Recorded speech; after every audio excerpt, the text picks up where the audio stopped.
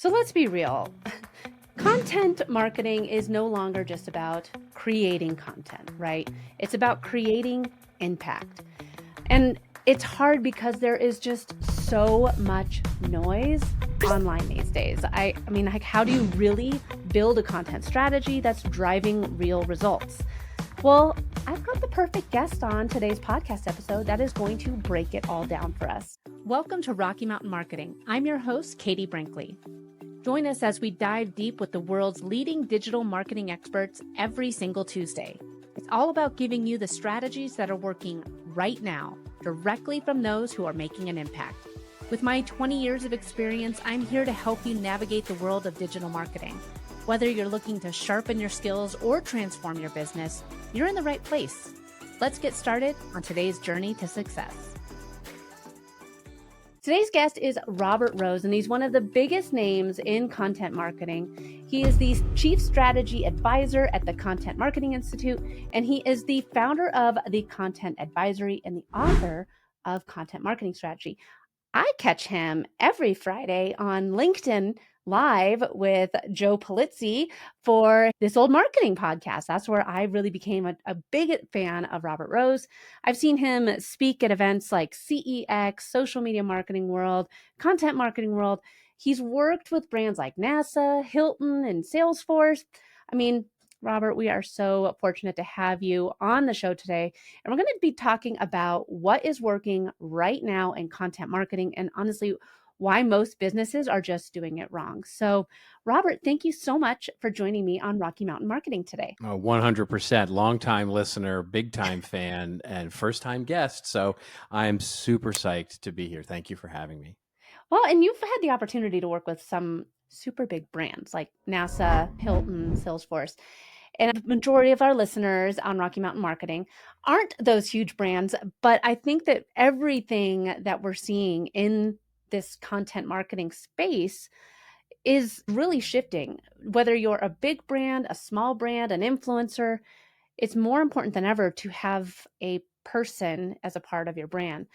And I know that you've been in the content marketing space for years and you've had the opportunity, like I said, to advise some of the biggest brands out there. From your perspective, what do you think the biggest mistake is that businesses, no matter what size they are, what do you think that some of the biggest mistakes are that they're making with their content strategy right now? Well, there's a few, and I think you touched on one of them, which I would love to get more into, which is the idea of surfacing people, which seems to be a much more difficult thing for larger companies to do than it is for smaller and mid-sized companies to do.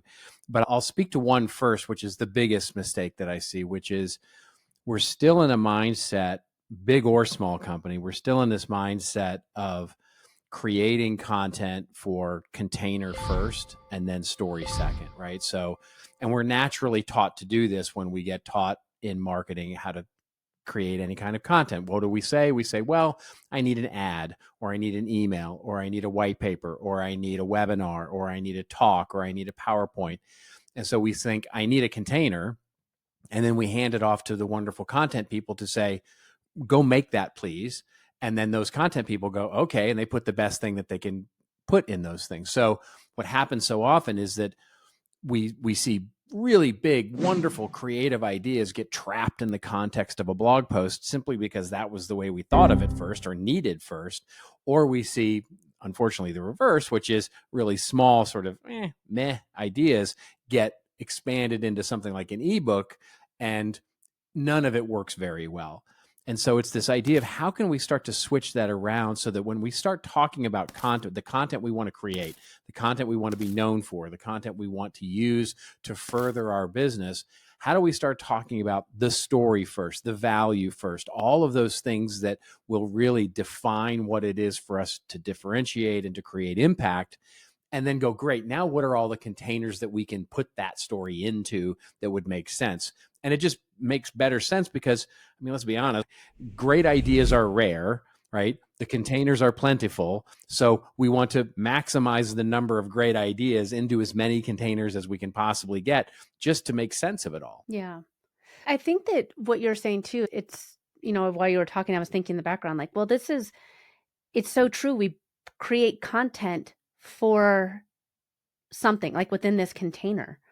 And there's so much more that you can do when you have a story. When you know this is the end goal, this is who this content is for, this is how I'm going to relate to them and put them, as Donna Miller says, as the hero in the story. It makes it a lot easier for you to repurpose your content and have more uses for it. Yeah, I literally was having this conversation with a mid-sized marketing consulting agency firm just literally yesterday. We were sitting and talking, and I was saying, they were talking about, well, they were really struggling with messaging on their landing pages that they were creating in their blog, and then they wanted to create a new thought leadership thing. And so we started talking about that, and they were talking about those three things like they were separate, right? They were separate ideas.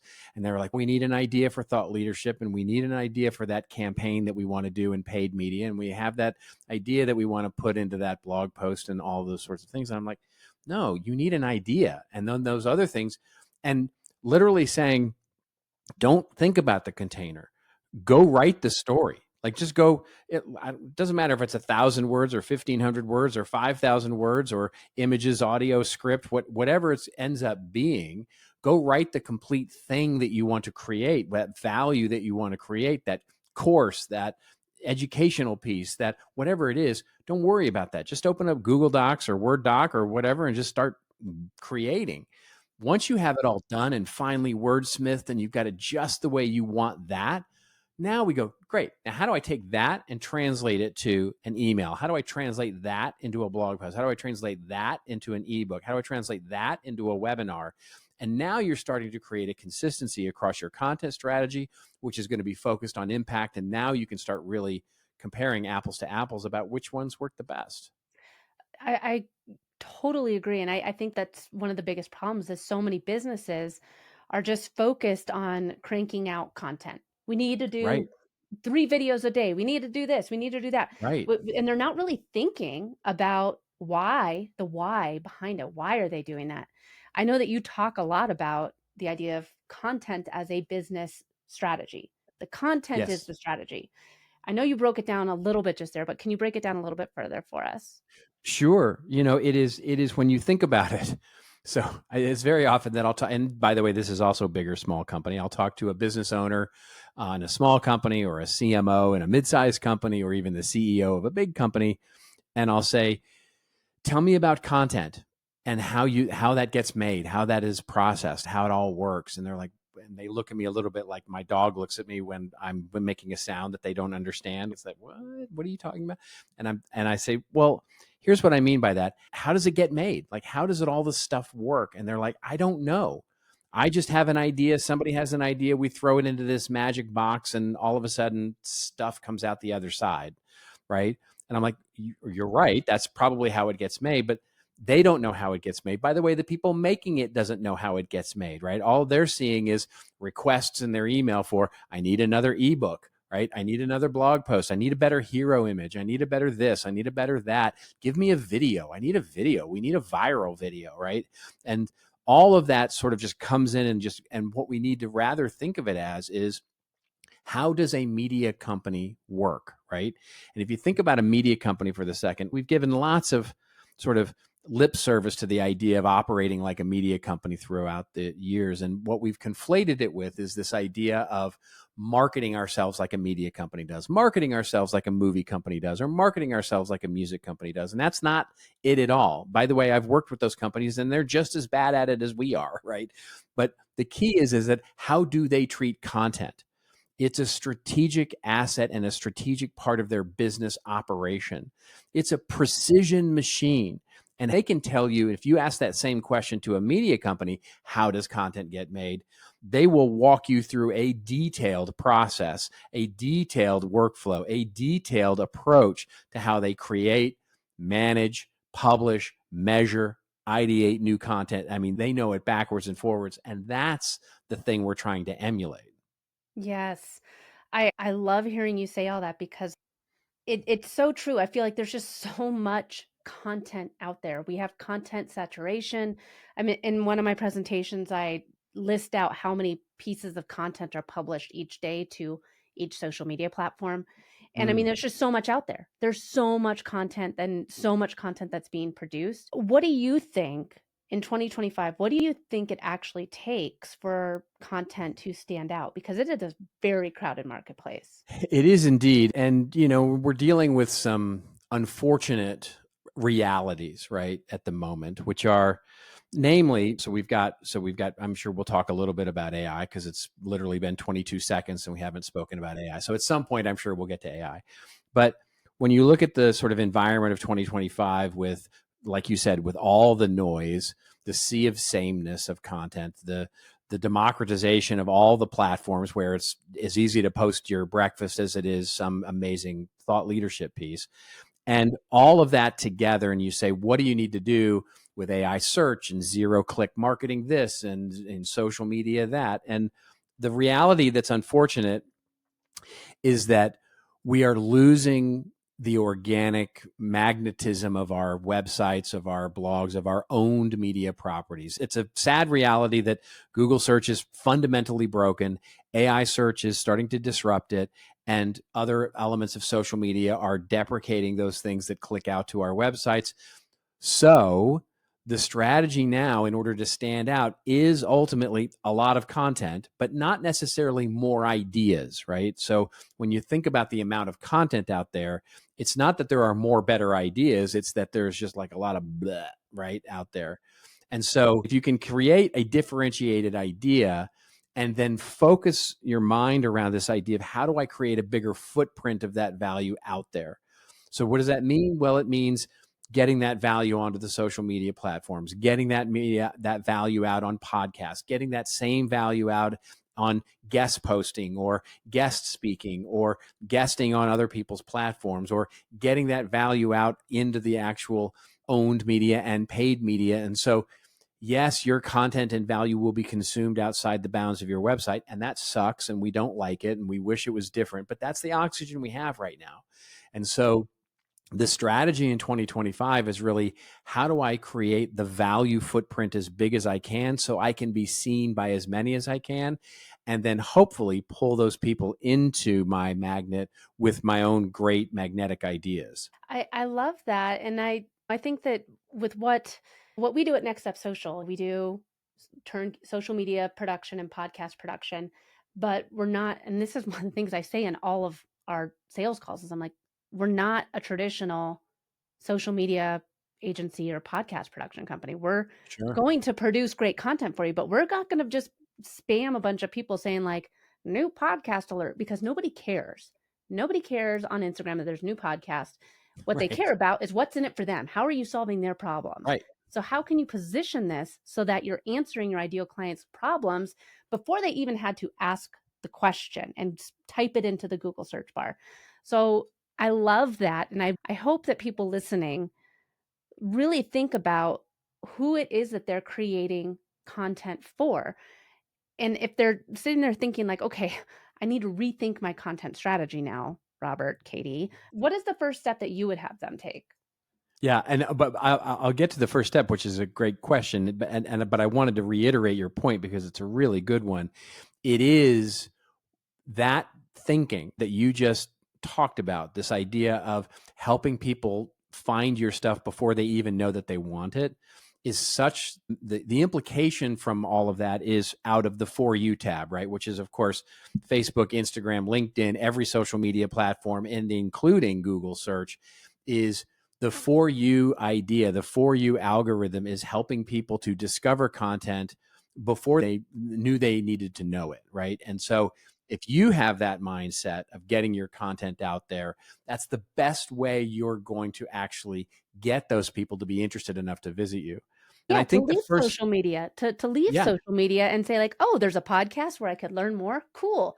But if you right, just say new podcast with Katie and Robert, some people might care, but if we go in and say like, does it feel like your content sucks on social media? Well, it could be your entire business strategy isn't in alignment.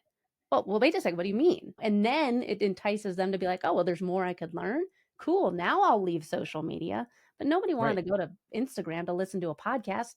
they did, they would have just opened up Apple Podcasts or Spotify or whatever, right? Sorry. That's it. And they That's don't, my and they soapbox. don't, the thing that they don't know is in many cases, because it's the For You tab or the For You search that's being generated here, when you say great new podcast available, they don't know who you are, right? It's not your followers. It's not your regular listeners that are seeing that. It's people who are seeing it for the very first time for them because of their behavior and their algorithm, sort of the way that the algorithm works for them. So you have to set that context. And the best way to set that context is to say what's in it for them so that they get interested enough to go, I do want to find out who actually the author of this particular thing is, right? Yeah. Well, I mean, the first step there is to take a step back. Like one of the things that I absolutely advise all my clients to do is just stop all the presses for a minute and say, what is it? What is that value that we're really trying to get out? So much of what we do, and again, small business or big business, just has institutional momentum, right?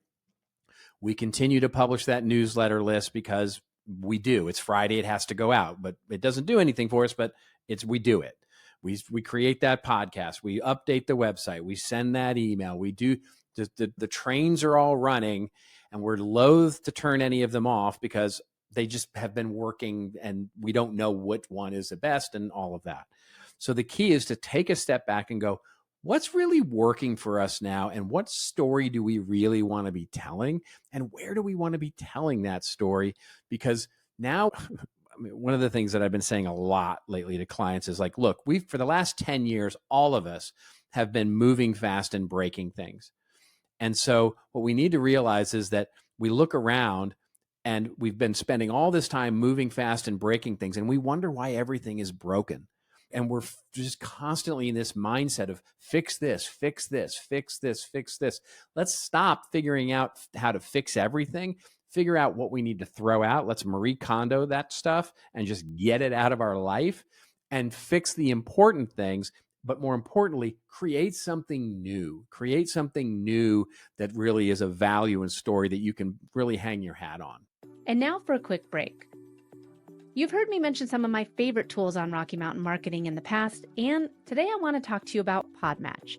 Podmatch is the tool that you need if you're looking for more shows to guest on to elevate your brand authority, or if you're a podcast host yourself and you've been looking for the perfect guest, Podmatch is your solution. Podmatch matches guests and hosts through their system, and I've had a tremendous luck with them over the past 5 years. Check out Podmatch at joinpodmatch.com/Katie. Just a note, if you use the links I provide, I may receive compensation. Well, I know that you said that it had been about 13 seconds before we talked about AI, and we actually made it 17. Right? We made it 17 minutes into the podcast before That's I wanted to true. talk about AI, and I think that it is the elephant in the room. I mean, it's changing everything with how we talk about content creation, the speed that we're able to create content with. How do you see AI fitting into a smart content strategy? A smart one, not a fast one, but a smart one. Well, so you said that's the operative word. That's you nailed it, right? It's not about faster. It's not about faster. It is about how we're approaching this intelligently. There's the BS stuff that's going on around right now about, AI won't take your job, but someone using AI will, which is a bumper sticker. And it's not true, by the way. Now, it doesn't mean that bad CEOs and bad leaders won't make stupid decisions and like use AI as a scapegoat to say, oh, we're firing a bunch of people because of AI. But it's like, if you peel that back, it's usually not true. What we're finding is that great AI strategies, creative content strategies, actually usually require more or the same number of people. And the reason why is because I call it the Dunning-Kruger problem with AI, which is you have to be able to recognize what good looks like, right? So in other words, if humans, we are the only ones who can put any sort of meaning or value to anything. And so if we don't understand what good looks like, it doesn't matter how much AI you throw out. It will be faster, but it will be faster crap. And so if you understand what good looks like and you can work with the tool to extract better and better, then you can absolutely really create a lot of both efficiency and efficacy using the tool. AI creates the most probable content. That's different than the average, right? You ask a lot of people like, wow, it produces average. No, it doesn't produce average content. It produces the most probable content, which in some cases, if you query it correctly, if you work with it right, if you do all the things right, the most probable can be terribly insightful, can be wonderfully creative, can be greatly clear in its point of view. But you have to know what that good looks like. And so that puts such a focus on marketers today and content creators to get so good at their craft that they know what good looks like so that they can recognize it when AI produces it. Yeah, I think that it's all about the prompting and the seasoning, right? With your AI, Yeah. like the time that you spend with the I think is if you go in and just bark orders at it and really don't nurture it, season it. We both were at CEX in 2024, and Andrew Davis gave a great presentation about seasoning the AI and everything. And it's very true on how it can really, if you put crap in, you're going to get crap out. So, Yeah. I, But the key is you have to know what that is before it goes in, right? I mean, so when Andrew does a speech, for example, and talking about his digital doppelganger and the AI thing, and it's basically like, hey, write an email to this client thanking them and blah, blah, blah, blah, blah. And it writes out the email and he looks at it and he goes, yes, that's good. I will allow that to go out, right? Mhm. That communication is valuable to me. Therefore, it's valuable to my customer. And without that, you have basically, you run the risk of outsourcing your creativity and outsourcing your brain to AI, and you will get crap because Yeah. it's not that it can't produce good stuff, it's that you don't recognize when it does.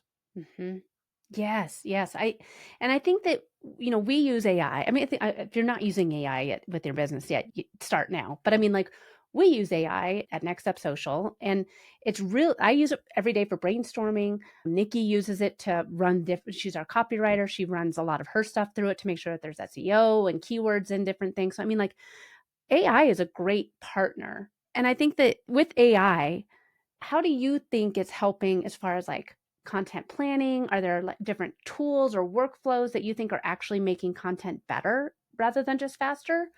Because I think that's one of the biggest things. It's AI is moving so fast. Like it's hard to keep. I'm so glad I don't own an AI SaaS company because it'd be next to impossible. I mean, like maybe I'd have $1 billion, but it probably would have already been like, a dinosaur because it moves so fast. So how do you feel there's different like tools or workflows? Is there anything that maybe you're using that we should be on the lookout for? Sure. We've actually done research on this very specifically. So we looked at the content creation process, right, from ideation all the way through to measurement, and started to say where is AI playing the biggest role, and where does it have the opportunity to have more impact than it is already.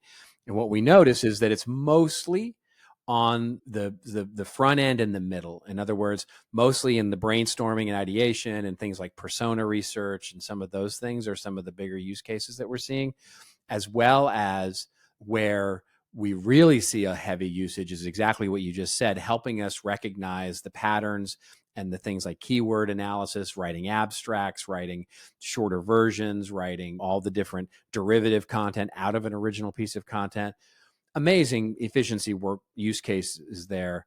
But we also do see really productive use cases in the editing process. With all of the aforementioned asterisks, like, you need to make sure it's not hallucinating. You need to make sure that you're getting properly cited resources. You need to make sure that it's correct and not making stuff up and all that stuff. And so I think it really provides value across the gamut, depending on how you use the tool. Personally, I find it most helpful in the final stages of editing. Like I'll take an idea, like especially when I write longer form content, like my longer blog post articles or longer white papers, and I want to pressure test them, right? I want to pressure test them for, did I cover everything I need to cover? So having it look and say, tell me all the things that I didn't cover that I should have, right? Or tell me how to make this one paragraph. I just can't make it any clearer. Help me like make this clearer for a particular audience, and it'll rewrite. I'm like, oh, that's a better turn of phrase than that sort of thing. So I polishing and sort of look at the efficacy of the idea is I think a great place that I find a lot of value in AI. And honestly, I'm just using the straight up, I'm an open AI guy. I started in on that and I haven't been able to, I get it when I see, oh no, you got to use Grok or you got to use Claude or you got to use Perplexity and you got to use this. I think you pick a tool and, after you play with a bunch of them and you find the one that you like the best and just go deep on one tool rather than trying to be good or a little bit good at all of them. Yeah, I agree with that. I mean, ChatGPT is open every day on my, computer. My Same email's here. open, Same my here. high level's open, my calendar's open, and ChatGPT is open every day. And Yep. I think that for me, because of the type of work that I'm doing consistently, it's the best choice. I do a lot of, data in there. I run a lot of reports through it. I analyze things. I look at things. I talk about different personas. For me, that's a great tool. For Nikki, my copywriter, Claude is her go-to, and she has Yep. everything trained in there. It knows how she writes. It knows the different client personas. So, I mean, I 100% agree. Find the one that fits for what type of work you're doing most on it, and then really learn it, because they're all good, but they all can, if you're using all of them a little bit here and there, it doesn't learn you as well, right? Well, that's the key, right? That's the key. So I've set up, so I have, and I highly recommend this as well. I highly recommend setting up custom GPTs. And it's funny because I've talked to people who aren't in business that are using this, and they find the idea of sort of bifurcating or compartmentalizing your ideas and thinking into different custom GPTs to be like, I don't want to do that. They would much rather have the limitations on memory, how much it remembers about you, but have the breadth of like, I want it to know me, right? And I prefer, like, I don't really use it. I don't prompt it to tell me, like, I've seen a lot of things lately, like, hey, I asked ChatGPT to pep me up and give me an inspirational speech for my morning. And it's like, it's cute. It does that and it's very, very cute. But I don't want it, I don't need it to know me in that way. But I do need it to know how I interact in business. And so I've created a custom GPT where I uploaded all my books and about 70 of my blog posts and all that stuff and had it learn and remember that. And that's all I use it for, right? So when I write proposals or when I write emails or when I have it look at that and it knows my tone of voice. It knows my jargon. It knows the way I like to word things. It knows that I have a preponderance for puns. So it's all those kinds of things. So I really recommend that, creating a custom GPT if you want to compartmentalize like that. I couldn't agree more. And I think someone might hear what you're saying and be like, well, that takes a lot of time. Well, yeah, It but doesn't actually. It's just using it it. doesn't, doesn't. Yeah. I mean, it doesn't. It Yeah. takes 30 minutes to set up, right? Mhm, To get it up there and choose what you want to upload. But you just do it over time, right? Every time mhm. I write a blog post now, I just go to an old blog post, copy it and say, boom, add this to your knowledge base. Boom, it's done. Now let's write the new one, right? It becomes better and better over time as you use it. Exactly. Yeah. And, I think that with all of this, at the end of the day, the biggest thing as business owners is, content. It can move the needle for your business. But that's the biggest thing, is we want it to drive results, right? We want our That's content right. to bring in more business and not just sit there and look pretty. I mean, the last thing I love Canva, but the last thing we all need is another generic Canva template showing up in our social media feeds. So what is one shift that you think businesses can make to get more ROI from their content? Well, so you bring up a good one. And this, by the way, this speaks to AI as well, right? So let's just all admit that now that AI imagery has a look, right? I mean, and you can sort of spot it, right? And so I think it's interesting that we're starting to have, as a culture, as a society, we're starting to have a really interesting sort of ick factor for some of that stuff. So that fascinates me. Like, to see where that goes will fascinate me. But that's one area, right? So it's like, huh, was real photographs are real things designed going to be sort of I always use, this is such a geeky and nerdy metaphor, but I use the Blade Runner, right? So there's a scene in Blade Runner where Harrison Ford is walking into the backstage of a burlesque show, and she's obviously a robot, and she has a snake, and he like looks at the snake and he points at the snake and he goes, "You've got a real snake?" And she goes, "What are you kidding me? I'm not rich. I can't have a real snake," right? So because they're so rare in that time frame. And that's the idea, is like, are real images, real photographs, real things, real people going to become sort of the differentiator down the road because they are real. We know they're real. They're not AI generated. That's one thing I think. The second thing is, as you just said, the idea of getting a uniqueness to what it is, our point of view, our content, and what it is we're actually out there in the world saying. Such an important piece of this. And that brings in the sort of surfacing of humans in our business, right? So if your blog is now written by admin or the company or whatever, it's like, you got to stop that. You got to start elevating the people in your company, your CEO, your CMO, your managers, your thought leaders, your salespeople. All of them should be out there sort of marketing themselves as people, because that's where the authenticity and the realness is going to come from. And it's what's going to differentiate us in the future. Oh, I love it so much. Robert, this has been absolutely incredible. You've shared so many great pieces of advice. So before we wrap up, where can people connect with you? Where can people learn more about you? Where can people see you speak on stage? Tell us all things Robert Rose. Oh, well, sure. So if you want like snarky comments about the media and like fun movie memes and stuff like that, hit me up on Blue Sky, because I'm on Blue Sky, because I'm not going to the other place anymore. That whole X thing is just out of my life. LinkedIn is all business for me. It's like all business all the time, but I love connecting with people on LinkedIn and talking and engaging there. I love that.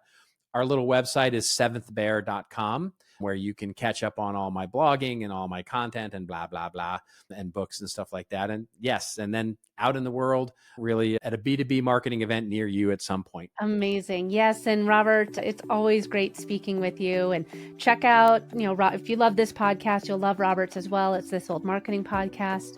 Great show that him and Joe do every week.